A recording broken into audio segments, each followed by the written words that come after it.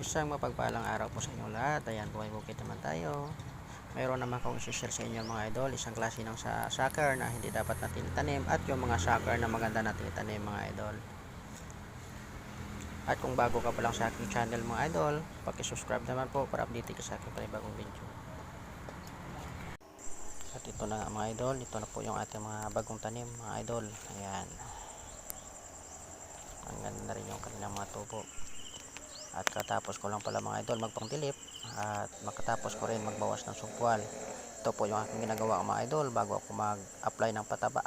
Ayan, nagbabawas tayo ng sumpual mga idol. At kung napapansin niyo yung ating mga bagong tanim ay mabilis po maka-recover mga idol. Ayan, maganda na yung kanilang mga tubo. Ayan, nagtanggal na rin tayo ng mga dahon na may tama ng sigatoka. At ayan na nga po mga idol yung sinasabi ko sa inyo na mga sucker. Ayan po yung apat na klase na sucker na yan. Ito po yung mga magagandang pangtanim mga idol. Ayan. Ayan yung apat na yan mga idol. Ayan.